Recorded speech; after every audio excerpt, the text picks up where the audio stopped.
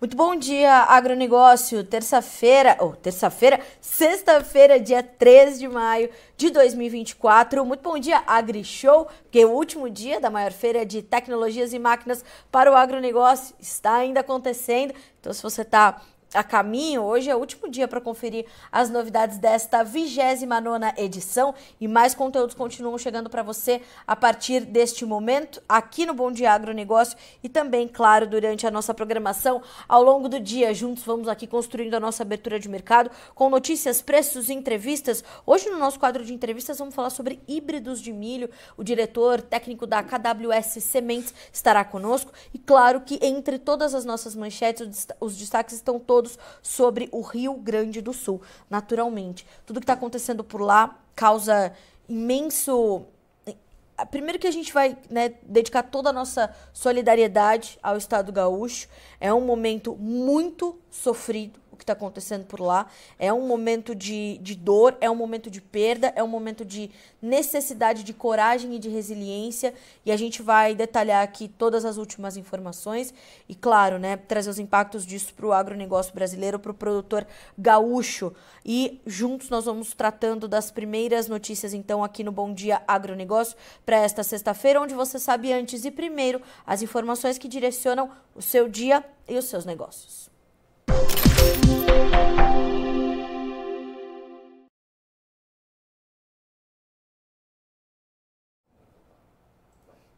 Vamos checar os preços para começar o dia, para começar os nossos trabalhos. Na Bolsa de Chicago, a soja sobe 0,6%, aliás, um destaque. Hoje a soja recupera os $12 por bushel, depois das altas fortes de ontem e dos ganhos que se estendem para esta sexta. A soja tem agora no contrato julho $12,06 por bushel, com 0,6% de ganho. O milho, $4,63, subindo 0,8%. E quem lidera as altas todas hoje é o trigo, com 2,3% de alta, $6,17 por bushel na manhã desta sexta-feira. Ainda em Chicago, uma pequena queda para o óleo de soja, 43 cents mais 14 por libra-peso, 0,2% de baixa. Já o farelo dá sequência às suas altas, 1,2% de ganho para 369,2 ou $369,20 por tonelada curta. Então, o farelo é um outro destaque, já também entre as nossas notícias da manhã. Nós vamos destacar um pouco mais o que está acontecendo com o farelo e puxando altas tão fortes. Ontem, o derivado fechou com mais de 4% de ganho na Bolsa de Chicago. A gente vai detalhar já. E claro que isso também está conectado com as chuvas no Rio Grande do Sul. Ainda falando sobre preços, vamos agora à Bolsa de Nova York. O café, 0,3% de ganho, $2,06 mais 70 por libra-peso. O açúcar subindo também 0,7% de alta para 19 cents mais 38. No algodão, são 0,4% de queda para 75 cents mais 34 por libra-peso. E com o petróleo, nós começamos a checar os demais grupos de commodities. O petróleo WTI, 0,3% de alta para $79,19 por barril.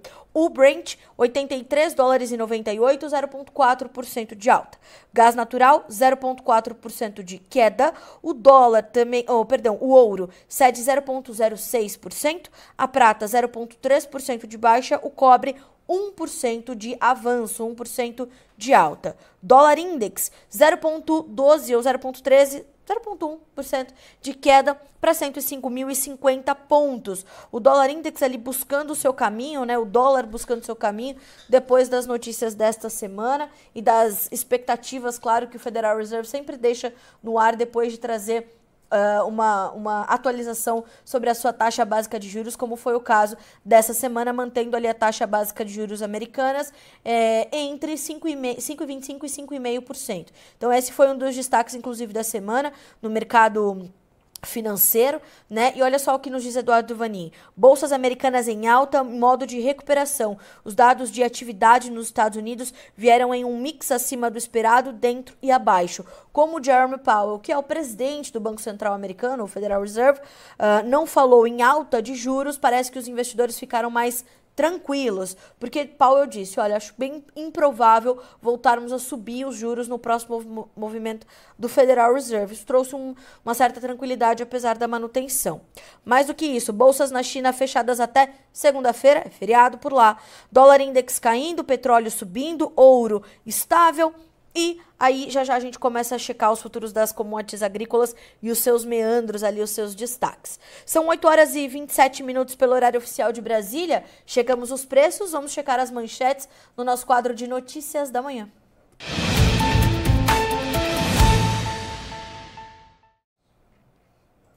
Bom, vamos começar então a atualizar as informações do Rio Grande do Sul.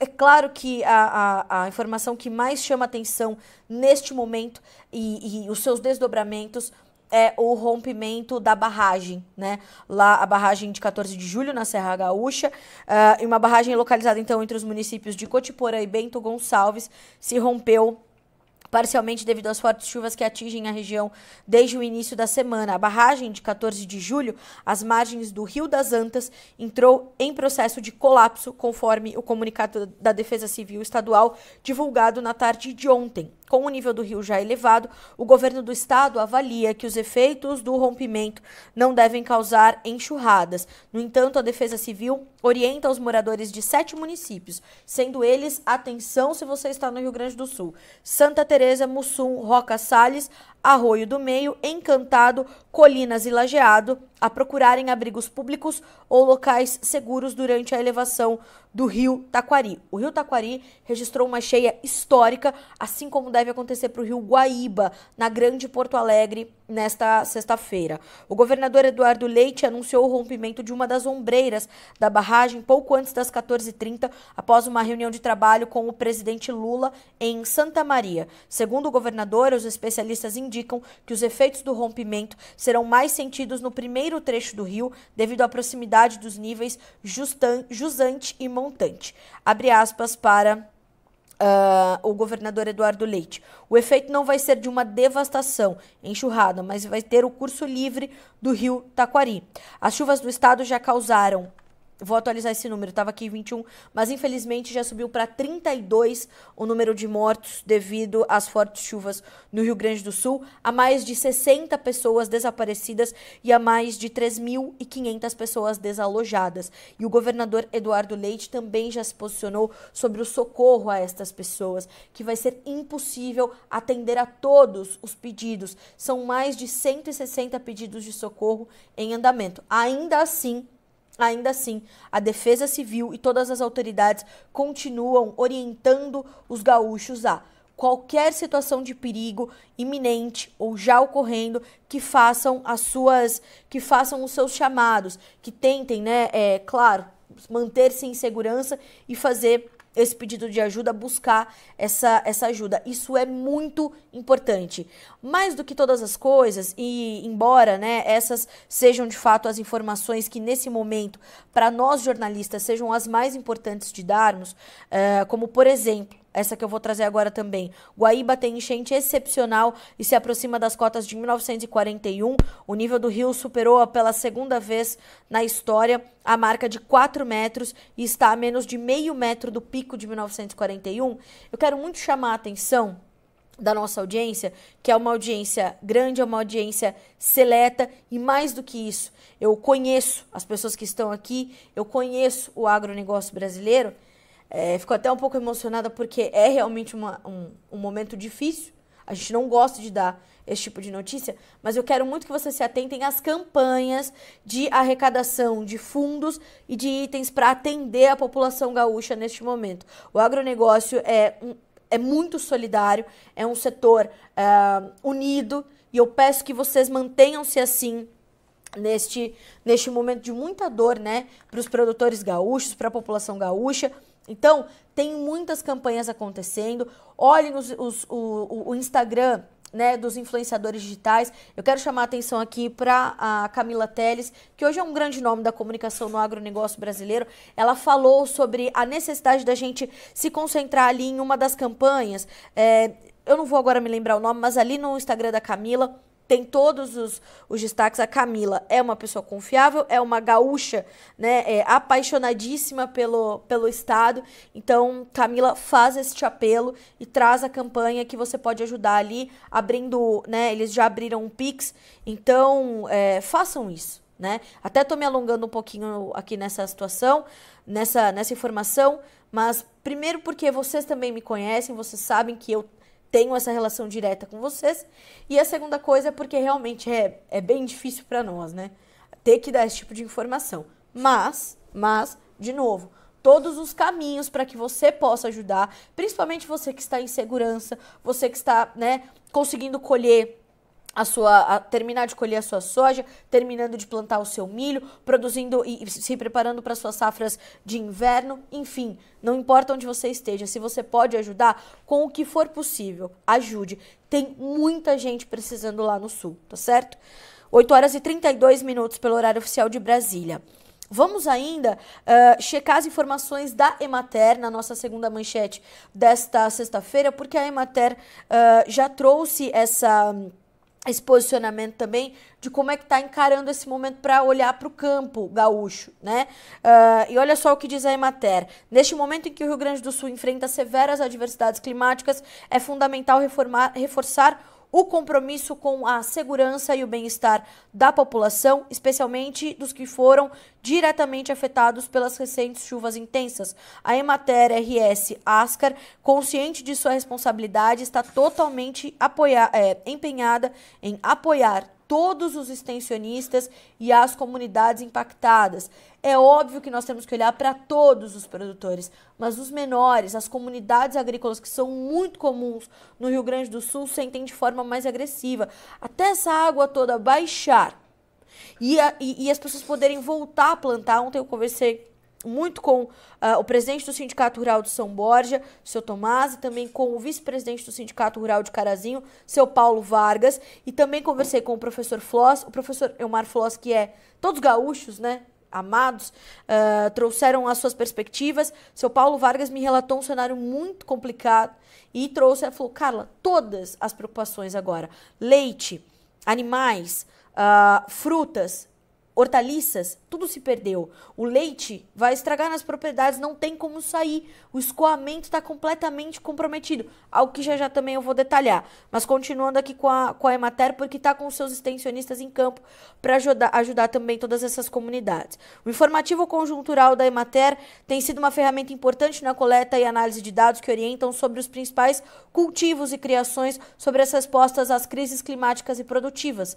A partir das informações recolhidas por 497 escritórios municipais e consolidadas nas 12 regionais, compreende-se profundamente cada evento climático e sua interferência na produção e na vida das famílias assistidas, o que nos capacita a agir de maneira assertiva e preparada.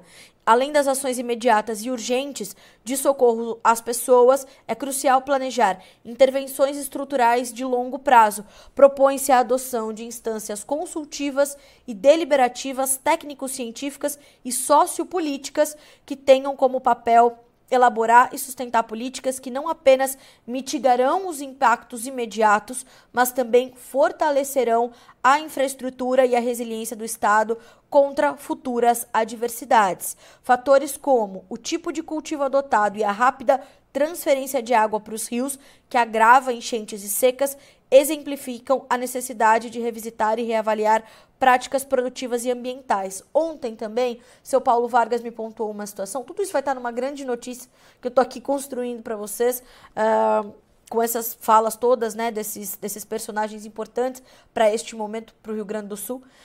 E o seu Paulo Vargas falava o seguinte, olha, Carla, a gente precisava avançar também no Congresso para que as barragens, os açudes fossem menos burocráticos de se ter nas propriedades, porque essas águas ficariam ali retidas nas propriedades, ao menos parte delas, diminuindo os impactos de momentos como esse, né?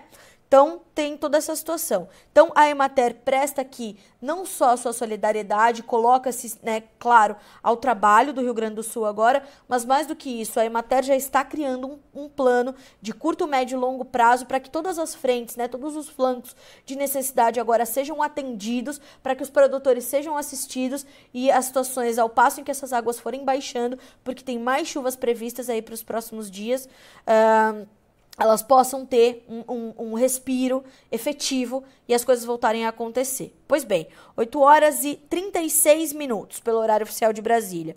Dando sequência às nossas informações do Rio Grande do Sul, agora a gente fala sobre o impacto que isso tem ali para os preços da soja, né? Porque por mais maluco que pareça, né? Toda essa chuvarada, toda essa tristeza acabou impulsionando ali os preços, sendo uma faísca importante. E nesta sexta-feira, eu tô cismada que hoje é terça, nesta sexta-feira, nós temos essa volta do mercado aos 12 dólares por bushel, por um fator que ninguém esperava, que era entre eles, né, é uma combinação, na verdade, de fatores, mas entre eles nós temos, então, essa chuvarada no Rio Grande do Sul, porque o estado ainda conta com algo como 30 a 35% de área de soja para ser colhido, né, essa área ainda está ali passando na necessidade da colheita. E já se sabe que muitas áreas terão 100% de perda, porque esses grãos estão debaixo da água, né, as lavouras estão debaixo da água e estão ali perdendo qualidade, então vão germinar depois, enfim, não vai dar para usar, é perda de 100%. E agora a pergunta que o mercado se faz é qual é o tamanho dessa quebra no Rio Grande do Sul. Não bastando essa perda de volume, o comprometimento logístico. A gente está falando do Rio Grande do Sul, onde está localizado o Porto de Rio Grande, um dos mais movimentados do país, porta importantíssima de escoamento da safra de soja desse país. Então, assim, é importante a gente olhar para isso. Uma notícia, inclusive, partindo do Agroclima, da minha amiga Ângela Ruiz, diz o seguinte, o presidente do CETERGS, Sérgio Mário Gabardo, manifesta uma grande preocupação não só pelo cenário atual, mas pelo acúmulo de acontecimentos. O problema é que é uma sequência de fatos que impactam muito a economia gaúcha. O povo do Rio Grande do Sul já vinha enfrentando uma estiagem e 2 enchentes. Agora esse novo episódio climático é muito sério. Se antes já tínhamos estradas mal conservadas e mal sinalizadas, agora se acabou de vez. Mais um ponto trazido pelo seu Paulo Vargas. O Rio Grande do Sul, muito dependente, ou muito não, 100% dependente das estradas. Não tem ferrovia e não tem outros modais. Então, todas as estradas praticamente estão interditadas. Tem inúmeros pontos ali que foram destruídos, interrompidos, bloqueados. Tem deslizamento de terra, tem tudo agora, né, ali, tem tudo. Então, é tenso o que está acontecendo. Com essa situação, fica-se essa preocupação com a logística e o escoamento da safra. Então, a soja voltando aos 12 dólares por bushel nessa sexta-feira, 3 de maio, está muito conectada a essa questão das chuvas no Rio Grande do Sul. As altas nesse momento para a Bolsa de Chicago em pontos variam de 5,75 a 12 pontos nos contratos mais negociados. O contrato maio tem 12 dólares e 2 cents por bushel, o julho tem 12 dólares e 6, o agosto 12 dólares e 7, o setembro 11 dólares e 91 cents por bushel. Uma outra informação importante, não só a chuva no Rio Grande do Sul preocupa pela própria chuva, mas também pela condição do farelo. E Eduardo Vanin traz um cenário bem completo do farelo que eu vou dividir com vocês da seguinte forma. O mercado de farelo na América do Sul, diz o analista da Agriinvest, passa por um perfeito short squeeze de curto prazo, ou seja, uma oferta apertada, né, nesse curto prazo. No Brasil, as margens estão ruins e a conversa de parada para manutenção das fábricas mais cedo está crescendo. A quebra de safra no Rio Grande do Sul e os problemas logísticos podem reduzir de curto prazo a disponibilidade externa e interna. Na Argentina, as greves que podem voltar para a semana que vem e o baixo farmer selling são fatores importantes. Então, o farelo, que, como eu disse, ontem subiu 4%, volta a subir, mais de 1% de alta na Bolsa de Chicago nesta sexta-feira, e isso vai motivando então essa puxada também para os preços da soja em grão. Então, atenção às oportunidades que o mercado oferece. Somente ontem os preços da soja chegaram a bater mais de R$1 por saca, em média, nas praças pesquisadas pela Pátria Agronegócios, de alta. Só não subiram mais porque o dólar voltou a cair. E esta queda do dólar é o que completa esse cenário de suporte para os preços da soja. O dólar ontem fechou no Brasil a R$ 5,11, com uma queda de 1,53%. 8 horas e 41 minutos pelo horário oficial de Brasília. Agora a gente vai conferir um recadinho da Letícia Guimarães, direto da AgriShow de 2024, e também jovens que estão ali visitando a AgriShow pela primeira vez, estão, claro, se impressionando com a enormidade do evento e do agronegócio brasileiro. Na sequência, no nosso quadro de entrevistas, André Figueiredo, diretor técnico da KWS Sementes, vai falar conosco sobre os híbridos de milho importantes aqui para o Brasil.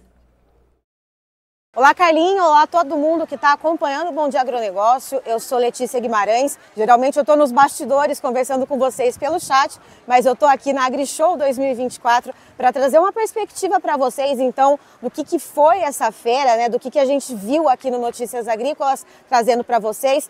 E um dos aspectos, além da questão das máquinas muito incríveis, máquinas premiadas, inclusive, em concursos que a gente viu aqui na AgriShow, a gente viu também muita discussão a respeito de inteligência artificial aplicado a essas máquinas ou a novas tecnologias de manejo. A gente se falou também muito sobre sustentabilidade, quando a gente olha para a questão do uso de defensivos agrícolas, mas também quando a gente fala de combustíveis, por que não?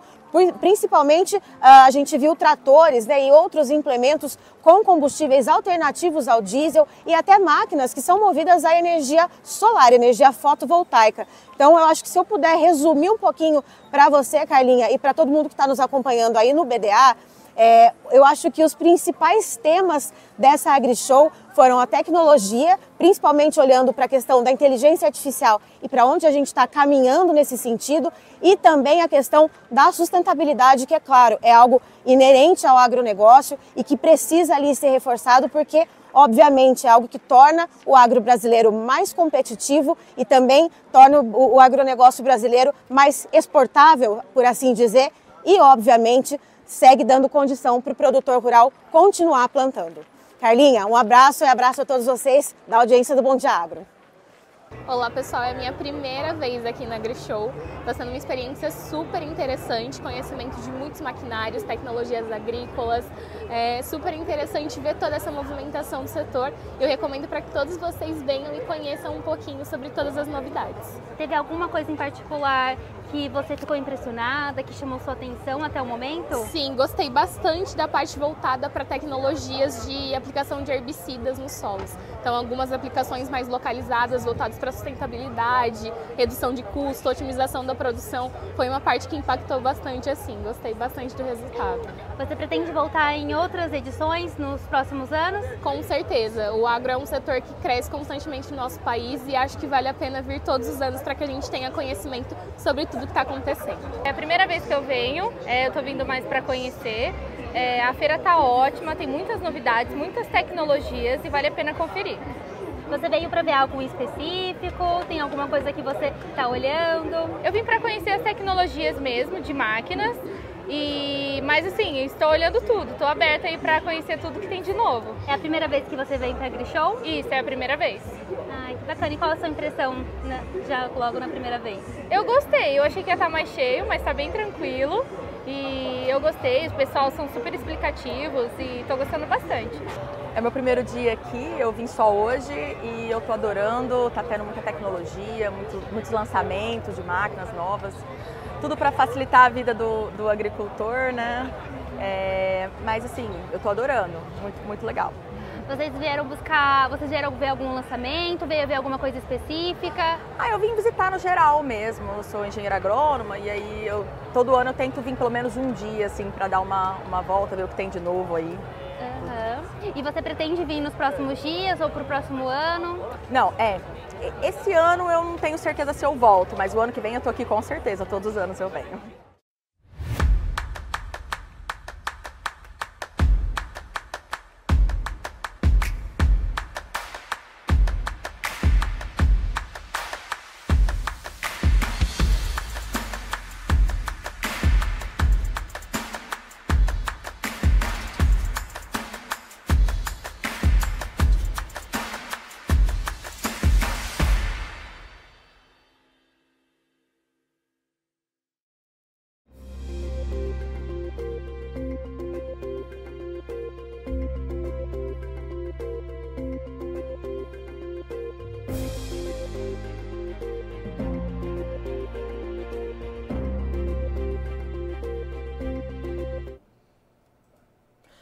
E vocês acompanharam aí, né? A AgriShow vai se encerrando nesta sexta-feira, dia 3 de maio, a 29ª edição da feira. O ano que vem, 30 anos, deve vir algo especial por aí, né? Com certeza. A Letícia trazendo aí as novidades, o que ela pôde conferir.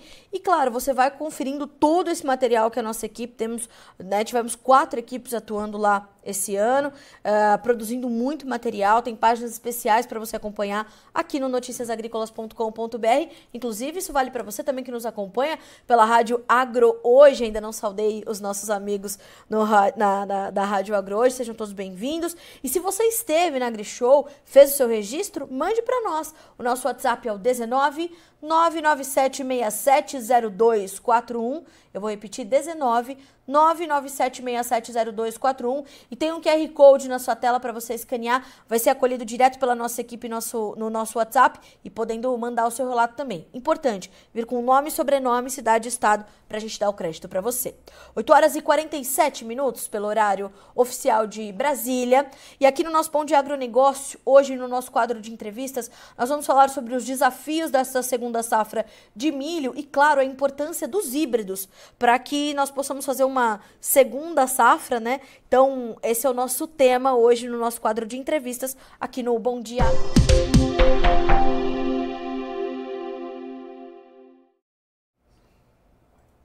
E quem nos ajuda a entender um pouco mais deste cenário é o diretor técnico da KWS Sementes, André Figueiredo. André, é um prazer recebê-lo pela primeira vez, tenho certeza de muitas aqui no Bom Dia Agronegócio, no Notícias Agrícolas. Bom dia, seja bem-vindo.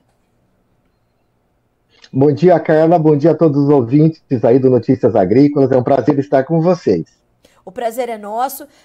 Antes de entrarmos ao vivo, efetivamente, aqui para a nossa audiência, nós conversávamos um pouco sobre o Rio Grande do Sul e o senhor estava trazendo a sua mensagem de solidariedade aos gaúchos, não é isso? Perfeito, perfeito. Carla, eu sou do Sul, meu filho, inclusive, nasceu em Porto Alegre, no Rio Grande do Sul, e nesse momento a gente está bastante apreensivo e torcendo, sabe, dos desafios, né, das mudanças climáticas, e a gente está bastante preocupado com a situação atual, né, e você noticiou muito bem sobre isso. Então o nosso coração está vibrando pelo povo gaúcho. Sem dúvida, sem dúvida. E essa situação, né, André, ela é um dos exemplos do que é ser produtor rural num país de clima tropical e de proporções continentais, como é o caso do Brasil. Não é fácil fazer agricultura nesse país, né? É um grande desafio. O Brasil é, sim, um país com um potencial incrível, né? Nós temos aí em torno de menos de 8% da área brasileira hoje é ocupado pela agricultura, diferente de outros países, Carla. Por exemplo, eu lembrei agora aí, por exemplo, da Índia, que tem 60% de todo o seu território já ocupado, sem a possibilidade, né, de expansão de novas áreas. Europa, 45%, 50% dos países aí ocupados pela agricultura. Então, o Brasil tem uma vocação, um potencial agrícola maravilhoso. Mas, nesse contexto, Carla, a gente não pode deixar de conversar um pouquinho sobre as mudanças climáticas, né? Recentemente, a gente teve a informação, a notícia aí, né, pelo Observatório Europeu, de que 2023 foi considerado o ano mais quente da história. Segundo os modelos matemáticos, em 125 mil anos foi o ano mais quente. E vários estudos hoje mostram os desafios da mudança climática para a agricultura. Então, a gente não pode deixar de conectar a questão do clima como uma questão chave, seja no melhoramento genético, seja aí na melhoria do nosso manejo também por parte do agricultor. Tem um dado muito interessante, Carla, sobre segurança alimentar, uma pesquisa que foi conduzida pela Nature, onde se mapeou 94 culturas chaves para segurança alimentar no mundo. Então, para as diferentes regiões, obviamente, muitas culturas se repetem. O milho está presente em praticamente todas essas regiões que foram mapeadas, né, por exemplo. E dessas 94 culturas chaves para a segurança alimentar, entre 43 e 45 culturas vão ter um impacto significativo até 2030 devido à mudança climática. No Brasil, trazendo aí para o teu ponto, né, para a tua questão, de 6 culturas chaves para a segurança alimentar, 4 vão ser mais desafiadoras do ponto de vista de mudança climática. Então, clima é uma pauta importante, o entendimento do clima é fundamental. Nos últimos 10 anos, só um outro dado interessante para dividir aí com os nossos ouvintes, nos últimos 10 anos, nós tivemos a ocorrência de 7 El Niño e 6 Laninhas. Então, clima, de novo, é uma pauta muito importante, né? E a gente percebe isso, ou melhor, né, André, é possível perceber isso quando olhamos para o campo, né? Quando a gente vê os desafios do produtor se acumulando muitas vezes, quando a gente olha para o Rio Grande do Sul, por exemplo, eles sofreram as últimas 3 safras com a seca, a falta de chuvas. Esse ano parecia que ia tudo bem, veio essa chuvarada, tá levando embora literalmente uma parte imensa. Eu recebi aqui umas imagens de um parreiral inteiro que foi embora, quer dizer, o clima é um insumo fundamental para o produtor. Agora, o que ele pode fazer para mitigar os efeitos daquilo que ele não pode controlar é escolher bem os seus demais insumos. E quando nós pensamos em milho e a possibilidade que o Brasil tem de fazer hoje uma segunda safra, que hoje é a nossa safra principal, uma terceira safra, como já é implementado em algumas regiões, a escolha da genética, da variedade, tudo isso exige cuidado, exige detalhamento, porque o campo hoje no Brasil, a agricultura, ela é muito dinâmica e ela é muito particular também, né, André? Uhum. Perfeito, cara. Sabe que aí tem uma informação muito interessante ligado a isso, né? Vamos falar um pouquinho do que a gente pode fazer e a contribuição do milho nessa questão. Do ponto de vista de híbridos, de variedades de milho, a gente sabe que 50% do ganho genético vem, né, ou do ganho da produtividade vem do ganho genético. Então, todas as empresas têm um trabalho muito importante, seja do setor público e do setor privado, no melhoramento genético para a gente poder agregar pelo menos de 1,5% a 2% na média de produtividade decorrente desse ganho genético. Obviamente que dentro dos programas de melhoramento a gente busca aquilo que nós chamamos de outlier, são aqueles produtos que fogem a essa tendência, a essa curva normal do melhoramento, que vão agregar 5% e até 10% de produtividade num determinado ciclo de avanço de novos produtos. Mas o ganho genético, o melhoramento genético, sim, ele tem um papel fundamental em contribuir para o aumento da produtividade e o aumento da rentabilidade do agricultor. E do outro lado, Carla, nós temos também a melhoria do manejo. O manejo representa os outros 50% na construção dessa produtividade, né? Do ponto de vista genético, nós temos hoje um foco muito grande dentro da KWS, só dividindo com você como exemplo, 20% do nosso faturamento é destinado aos nossos programas de melhoramento e desenvolvimento de novos produtos, porque a gente sabe da importância de estar trazendo esse ganho genético para o agricultor, né? E, André, quando nós pensamos nessa diversidade toda, né, nesse olhar para a genética, nesse olhar para a pesquisa, como é que você tem visto o desenvolvimento da produção de milho no Brasil pautado nisso, né?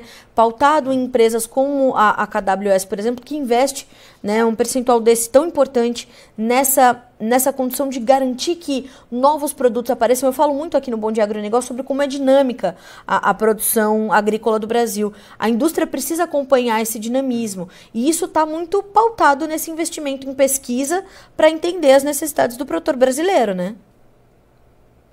Perfeito, perfeito. Você sabe, Carla, que hoje, do ponto de vista de estratégia no melhoramento genético, nós precisamos entender a necessidade de cada região, a necessidade de cada produtor.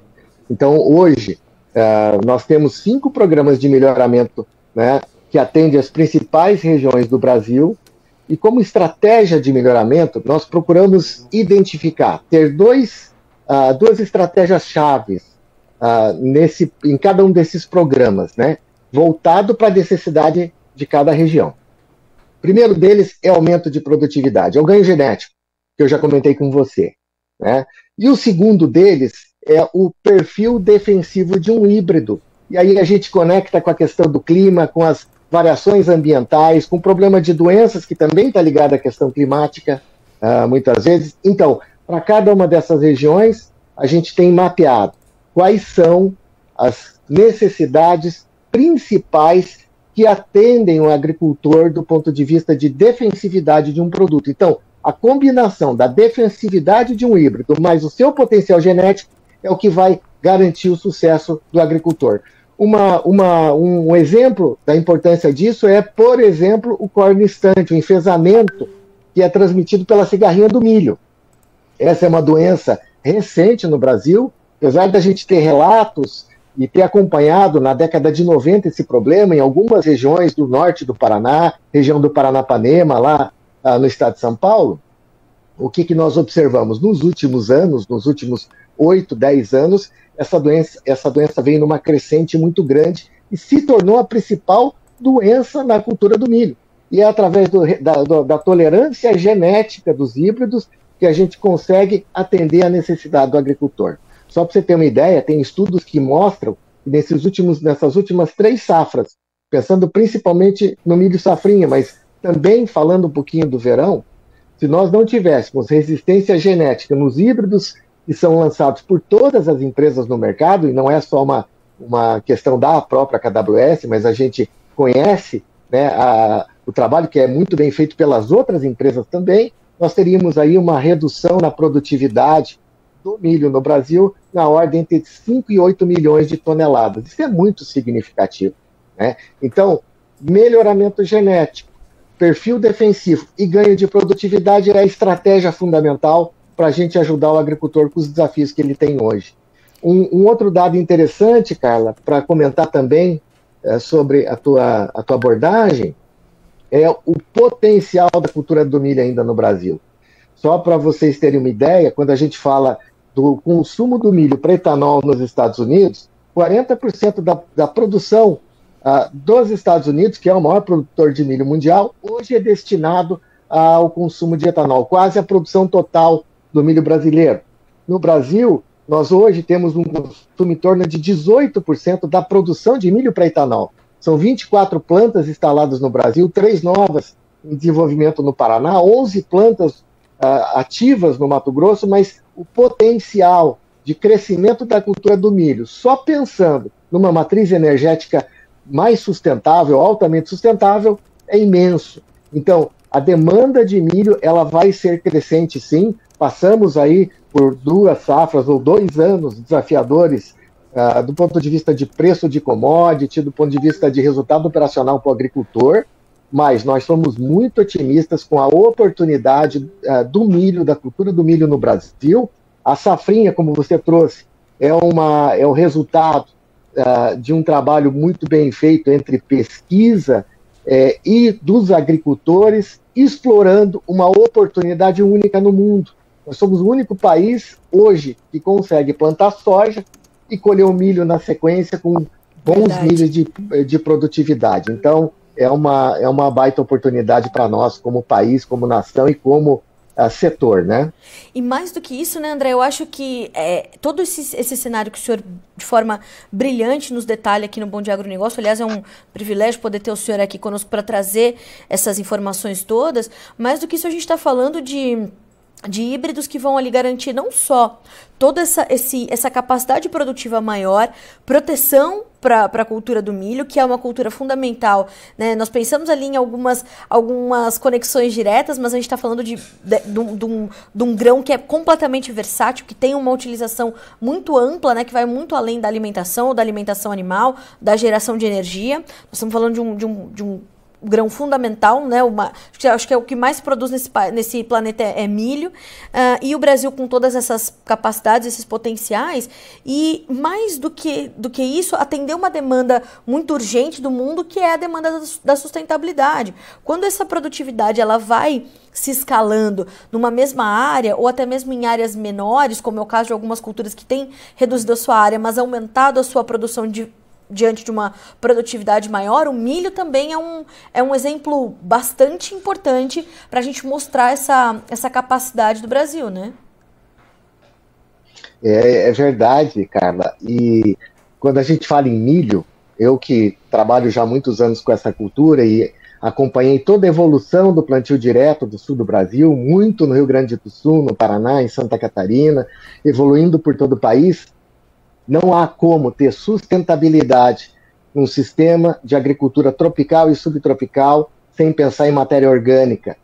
50% da matéria orgânica tem degradação muito rápida. O nosso grande desafio é incorporar carbono no solo. E o milho entra no verão com uma possibilidade de rotação de cultura, agregando carbono, permitindo a manutenção da matéria orgânica do solo, protegendo o nosso solo contra a erosão, os problemas aí que a gente já tem comentado bastante de clima. Quando a gente fala da safrinha do Brasil, uma oportunidade, uma alternativa fabulosa de melhorar as condições químicas, físicas e biológicas desse solo. Então, o milho é fundamental do ponto de vista agronômico para a sustentabilidade da agricultura. Então, além de ser uma cultura altamente rentável, né, vamos considerar historicamente, né, os níveis de produtividade, os recordes de produtividade que a cada ano a gente vem atingindo a nível de Brasil, gerando riqueza para o país. Chegamos a exportar quase 56 milhões de toneladas de milho há poucos anos atrás, superando inclusive os Estados Unidos na exportação. Então, é uma cultura que traz riqueza, que gera valor e que gera benefício agronômico para o agricultor, para o solo. Então, é uma cultura muito completa e muito versátil, né? Então, não há como a gente falar de agricultura num ambiente como o nosso no Brasil sem considerar o milho como uma das culturas principais, uma cultura-chave. André, olha, eu gostaria de conversar com o senhor aqui até meio-dia, se pudesse, viu? Mas infelizmente o nosso tempo é um pouquinho mais ajustado. Eu quero muito lhe agradecer pela disponibilidade, por aceitar o nosso convite e por vir ao Bom Dia Agronegócio trazer informações tão importantes e, claro, para mostrar que a KWS está ali ao lado do produtor, entendendo as suas necessidades, buscando o espaço que ele precisa para ser ou continuar sendo o melhor produtor do mundo, o mais produtivo, o mais sustentável, com seus custos e gestão otimizados. Foi um grande prazer receber o senhor aqui e já lhe fiz o convite, vou fazer ao vivo para ficar firmado. Quando estiver por Valinhos, venha até aqui, a gente quer recebê-lo nos nossos estúdios, na nossa sede aqui no Notícias Agrícolas, será um prazer e um privilégio. Muito obrigada mais uma vez, André. Obrigado, Carla. Um forte abraço a todos os ouvintes. Estamos à disposição. A KWS está sempre de portas abertas a todos vocês. Muito obrigada, André. A gente continua a se falar e continua trazendo informações. Até mais. Um bom final de semana para o senhor. Tchau, tchau. Bom, senhoras e senhores, conosco então o André Figueiredo, diretor técnico da KWS Sementes. E nós trouxemos o André porque nós tivemos aqui no Bom Dia Agronegócio, um vídeo falando sobre um híbrido da KWS que tinha dado algum problema, enfim. Eu quero só reforçar essa situação. Houve, inclusive, uma visita dos técnicos ao produtor que teve esse problema, tudo foi sanado. Esse híbrido em questão é um híbrido de muito sucesso da KWS e está aqui toda a dedicação desta empresa a pesquisa, genética, melhoramento e atendimento de soluções ao produtor brasileiro. Fiquei muito feliz de receber o André Figueiredo aqui no Bom Dia Agronegócio para a gente falar um pouco mais sobre os híbridos de milho, que tem importância determinante não só para a segurança alimentar brasileira, mas do planeta. E falando nisso tudo, às 9h05, pelo horário oficial de Brasília, eu quero mais uma vez chamar a atenção de vocês para a condição do Rio Grande do Sul. Por quê? Acabei de receber aqui uma mensagem da minha grande amiga, da minha irmã de alma, que é a Rita Debaco. E eu digo para ela assim, Rita, o que eu posso fazer para ajudar? Né? O que o Notícias Agrícolas pode fazer para ajudar? Ela falou assim, rezar, orar, para que tudo passe o mais rápido possível, porque daqui nós podemos fazer pouco. E eu falei no início do Bom Dia Agro sobre uma campanha que a Camila Teles, que é comunicadora do agro, influenciadora e produtora rural, tem reforçado, vamos concentrar os esforços. E ela falou sobre essa campanha, fui buscar informações, tá na tela para vocês, vou colocar na tela para vocês o e-mail desta campanha, tá? Dessa vaquinha para ajudar o Rio Grande do Sul. De novo, vou me emocionar aqui, é muito difícil para mim ter que dar essas informações com tantos amigos queridos que estão ali, né? Então, o setor de novo, o agronegócio é solidário, é corajoso, é resiliente e vai passar por isso junto do povo gaúcho, né? Eles não estão só e nós estamos aqui para ajudá-los. Bom, o nosso contato ali, né? O nosso contato não, o contato da campanha enchentes@vaquinha.com.br, é uma chave Pix. Doe o quanto você puder. Carla, eu só posso doar R$10. Minha gente, R$10 são 2 garrafinhas de água, pelo menos. Pra gente, são 300 mil pessoas sem energia elétrica, né? Então, de novo, né? Eu vou até trazer aqui a mensagem da Rita, que ela diz o seguinte, ó. Num momento tão triste onde o nosso estado novamente passa por mais uma dura e trágica enchente, nós estamos fazendo essa abordagem para saber se está tudo bem contigo e com a tua família. Então a pessoa está ali debaixo da água e ela ainda está sendo solidária. Então, Rita e toda a família Debaco, nossa solidariedade a vocês todos. Esperamos e desejamos que tudo isso passe logo e que possamos continuar acreditando que dias melhores virão. Que Deus nos proteja e abençoe. Tomara que esteja tudo bem por aí. E de fato a Rita me pediu só para rezar, né?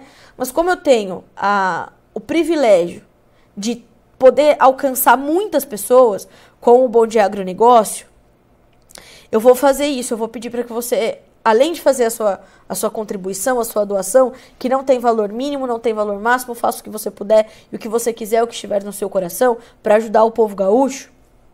Por isso que eu chamei para essa campanha, porque eu tenho certeza que é algo muito sério. Ela é uma campanha que está sendo encabeçada ali pelo Badim Colono, que é Badim Colono, que é também um cara super engajado no Instagram, né, um conhecedor do agronegócio, e também do Matheus, que foi um dos finalistas do Big Brother Brasil, que é do Rio Grande do Sul, que levou o nome do Alegrete para todo o país, né, conhecer. E ele também está fazendo essa campanha, né? Então, juntos, o Badim e o Matheus estão juntos fazendo com esse endereço que está aparecendo aí, essa chave Pix que está aparecendo aí na sua tela. enchente@vaquinha.com.br. Faça isso, tá? E ore. Não importa se você acredita em Deus, em Alá, Buda, peça para uma força maior na qual você acredita, né? E todas as forças maiores, né, as energias positivas que regem esse universo, que elas se conectem todas e elas estejam sobre o Rio Grande do Sul nesse momento, principalmente sobre as pessoas que estão ali, né? As pessoas que estão precisando, as pessoas que não podem ser socorridas, né? As famílias que perderam os seus entes queridos, né? Gente que está vendo a sua vida se esvair e não tem para onde ir, né? Inclusive, orem por essas almas que já se foram, né? Então é muito importante que a gente concentre toda a nossa boa energia no povo gaúcho nesse momento. Bom, enfim, né? São 9h09 pelo horário oficial de Brasília. Nós vamos encerrando por aqui a edição dessa sexta-feira do Bom Dia Agronegócio, agradecendo muito a gentileza de vocês todos por aqui, mensagens sempre tão queridas, mensagens muito acolhedoras, e eu tenho muita sorte de ter esse espaço para poder, como posso, ajudar essas pessoas. Então, muito obrigada mais uma vez, que você tenha um final de semana abençoado. Se você está no Rio Grande do Sul, esteja em segurança, ajude quem puder e fique com os seus, né? E vamos rezar. Rezar que segunda-feira, melhores notícias certamente virão aqui no nosso Bom Dia Agronegócio a partir das 8 horas da manhã. Eu tô te esperando. Bom final de semana. Até mais.